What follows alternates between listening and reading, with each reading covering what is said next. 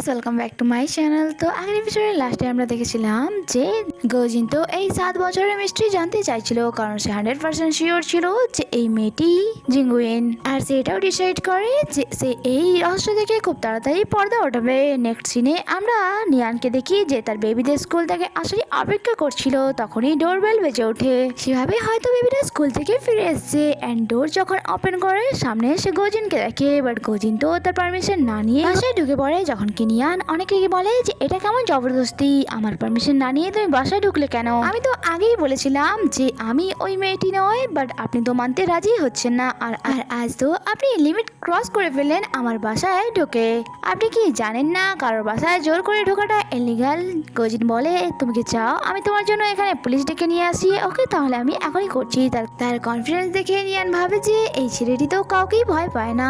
এই জন্য সে বলে যে কিছুক্ষণের মধ্যেই আমার বেবিরা বাসায় ফিরে আসবে। তাই আমি চাই তাদের আসার আগে আপনি এখান থেকে চলে যান। যদি তারা আমাদেরকে একসাথে দেখে তাহলে কিছু ভুল ভাবতে পারে। যা শুনে গজিন সিরিয়াস হয়ে আবার জিজ্ঞাসা করে যে সত্যি করে বলো এই দুই বেবি আমার, তাই না? যা শুনে নিয়ান তো অনেক বেশি ইরিটেট হয়ে যায় অ্যান্ড বলে আমি কাল থেকে আপনাকে বলে যাচ্ছি আমাদের এর আগে নাহি কখনো দেখা হয়েছে, নাহি আমাদের একে অপরের সাথে কোনো সম্পর্ক আছে। যা শুনে গজিন বলে 7 বছর আগে তুমি আমাকে হঠাৎ ছেড়ে চলে গিয়েছিলে। আমি তোমাকে অনেক খুঁজেছি, বাট তোমার কোনো চিহ্নও পাইনি। তুমি এত নির্দয় কি করে হতে পারো? আর তার সাথে সাথে তুমি আমাদের ভালোবাসা অ্যান্ড স্মৃতি সবকিছু ভুলে কি করে গেলে, যখন কি আমরা একে অপরকে অনেক বেশি ভালোবাসতাম? আর এত বছর পর যখন আমি তোমাকে খুঁজে পেলাম তুমি তো মানতেই রাজি হচ্ছ না যে তুমি নিঙ্গুইন। আর আমি তোমার কাছে অপরিচিত হয়ে গেলাম। যদি তোমার প্রমাণ চাই তাহলে আমি প্রমাণ করতে পারি। অ্যান্ড সে তার ড্রেস সরিয়ে দেয়। অ্যাকচুয়ালি নিঙ্গুইনের শোল্ডারে একটি ট্যাটু ছিল, বাট এখানে ড্রেস সরানোর পর সে নিয়ানের শোল্ডারে ট্যাটুটি দেখতে পায় না, যার কারণে সে অবাক তো হয়। বাট তার অসভ্যতামের জন্য নিয়ান তাকে চটিয়ে থাপ্পড় মারে একটা। তারপরেও গজিন অনেক রেগে তাকে জিজ্ঞাসা করছিল যে তোমার ট্যাটু কোথায় গেল? তখন সেখানে বেবিরা চলে আসে।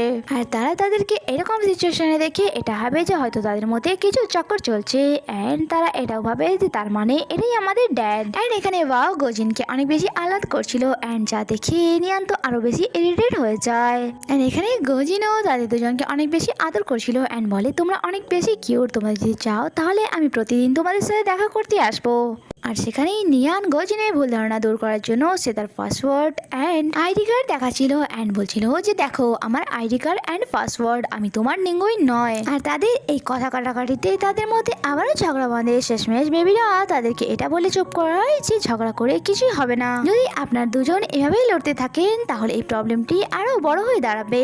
যা শুনে নিয়ান বলে হ্যাঁ তুমি একদম ঠিকই বলছো। বেচারা গজিন অনেক বড় ধোকা খেয়েছিল রিলেশনশিপে, তাই সে 7 বছরেও তাকে ভুলতে পারেনি অ্যান্ড আজও তাকে খোঁজার চক্করেই পড়ে আছে। সেই জন্যই তো সে নিয়ানের পেছনে পড়েছে, এটা ভেবে যে সেই নিঙ্গুইন। নিয়ান বলে ঝগড়া তো শেষ হয়ে গিয়েছে, তাই আপনি এখান থেকে এখন যেতে পারেন। গজিন বলে হ্যাঁ ঠিক আছে, এমনিতেও এখন আমাদের প্রত্যেক দিনই দেখা হবে, কারণ তোমার পাশের বাড়ি নেবার হয়ে গেছি আমি এখন। যা শুনে তো অনেক বেশি খুশি হয়ে যায় অ্যান্ড বলে তার মানে আঙ্কেল আপনি তো আমার সাথে প্রত্যেক দিন দেখা করতে আসবেন। অ্যান্ড গজিনও তাকে প্রমিস করে ওকে আমাদের প্রত্যেক দিন দেখা হবে। কথা বলতেই বলতেই সে ওয়াও এর একটি হেয়ার নিয়ে নেয়। অ্যাকচুয়ালি সে এই হেয়ার দিয়ে ডিএনএ টেস্টের রিপোর্ট বের করবে, যাতে সে জানতে পারে যে এই দুই বেবি তার কিনা। তাই সে চ্যাংকে বলে তাড়াতাড়ি করে এটা ডিএনএ টেস্ট রিপোর্ট আমাকে দিও অ্যান্ড আশেপাশে একটি ভাড়ার জন্য বাসা খোঁজো যাতে আমি স্টে করতে পারি। নেক্সট সিনে আমরা গজিন অ্যান্ড গ্র্যান্ডপাকে দেখি, যেখানে তারা এই ব্যাপারে আলোচনা করছিল যে নিয়ানের আসার খুশিতে একটা সেলিব্রেট করা হবে। আর এই পার্টিতে গজিনও ইনভাইটেড ছিল। সে খুব চালাকির সাথে নিয়ানের অ্যাব্রোড যাওয়ার ব্যাপারটি জানতে চাইছিল গ্র্যান্ডপা থেকে। আর তা থেকে সে জানতে পারে ফেরার সময় নিয়ানের অ্যাক্সিডেন্ট হয়েছিল, যার কারণে সে তার আধেকের বেশি স্মৃতিশক্তি হারিয়ে ফেলেছে। অ্যান্ড ডক্টর বলেছে নিয়ানের স্মৃতিশক্তি ফিরে আসার সম্ভাবনা রয়েছে। অ্যান্ড মিস্টার মু চাইছিল এই পার্টিতে নিয়ান অ্যান্ড গজিনের আলাপ হয়ে যাক, বাট গজিন বলেছে আমি তো নিয়ানকে আগে থেকেই জানি।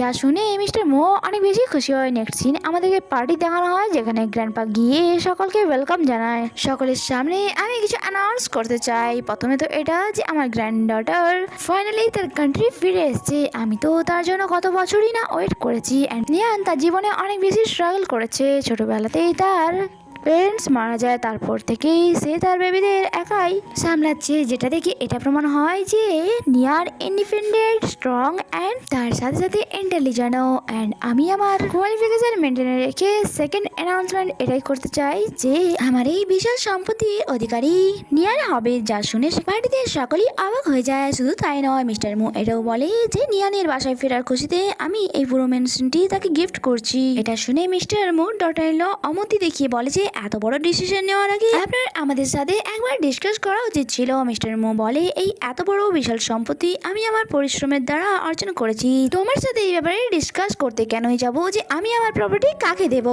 এখানে মিস্টার মুর আর এক গ্র্যান্ডডটার শিয়ান তাকে বলে যে আমি জানি গ্র্যান্ডপা আপনি ইন্ডিয়ানকে অনেক বেশি ভালোবাসেন, বাট আপনি ডিসিশন নিতে একটু তাড়াহুড়ো করে ফেললেন না, যখন কি মিস্টার মু তার ডটারের কোনো কথাই শোনে না অ্যান্ড বলে যে আমি ভালো করে জানি যে আমি কি করেছি, তাই তোমার থেকে রায় নেওয়ার কোনো দরকার নেই আমার। মিস্টার মুর সেখান থেকে চলে যাওয়ার পর আন্টি তাকে বলে ড্যাড তো আমাদের কোনো কথা শুনছে না, বাট তুমি জেনে রাখো এভাবে তুমি সমস্ত সম্পত্তি হাতিয়ে নিতে পারো না। এখানে সিয়ানো তাকে কথা শোনায় যে আমি জানি তুমি গ্র্যান্ডপাকে আমাদের বিরুদ্ধে করেছো আর তাকে তার সমস্ত প্রপার্টি তোমার নামে লিখে দেওয়ার জন্য বাধ্য করেছো।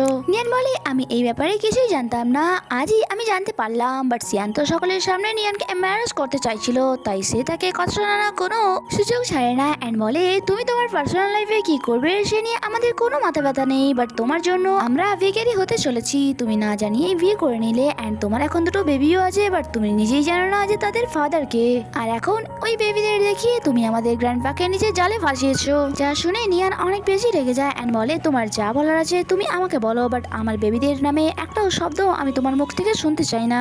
যখন কি সিয়ান তো চুপ হওয়ার নামই নিচ্ছিল না, সে বলে আমি তো যেটা সত্য সেটাই শুধুমাত্র বলছি, এখানে থাকা সমস্ত গেস্টদের এই সত্যটা তো জানা দরকার তাই না, তারাও তো জানুক যে তোমার যোগ্যতা কি। অ্যান্ড এত অপমান শোনার পর নিয়ান চটিয়ে এদের গালে একটি থাপ্পড় মারে আর বলে ফিউচারে কখনো আমাকে নিয়ে কোনো কমেন্ট করো না, আজ তো শুধুমাত্র থাপ্পড় মেরেছি, পরের বার তোমার সোজা মুখই ভেঙে দেবো আমি। তারপর সে সেখান দিয়ে চলে যাচ্ছিল, বাট সিয়ান তার উপর ওয়াইন ফেঁকে অ্যান্ড তখনই গোজিন এসে তাকে ইনসাল্ট হওয়া থেকে বাঁচিয়ে নেয়। এরপর গোজিন নিয়ানকে ভিড় থেকে দূরে নিয়ে গিয়ে বলে তুমি মু ফ্যামিলির ডটার, তাই সকলের সামনে এভাবে নিজের অপমান হতে কি করে সহ্য করতে পারো। অ্যান্ড এবারে তো চমৎকারই হয়ে যায়, কারণ নিয়া নিজের থেকেই গোজিনকে থ্যাঙ্কস বলে অ্যান্ড এর আগে তারা কিছু কথা বলতো তখনই সেখানে চ্যাং চলে আসে।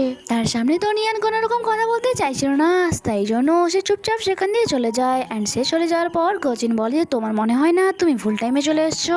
চ্যাং বলে অ্যাকচুয়ালি আমার আপনাকে একটা ইম্পর্টেন্ট কথা জানানোর আছে, এই দেখুন ডিএনএ টেস্টের রিপোর্ট চলে এসছে আর এই রিপোর্টে ক্লিয়ারলি লেখা আছে যে ওই দুই বেবি আপনার নয়। যা শুনে গোজিন আরো চিন্তায় পড়ে যায়। অ্যান্ড এখানে এই এপিসোডটি শেষ হয়, আগে কি হয় জানতে স্টে কানেক্টেড। Bye bye.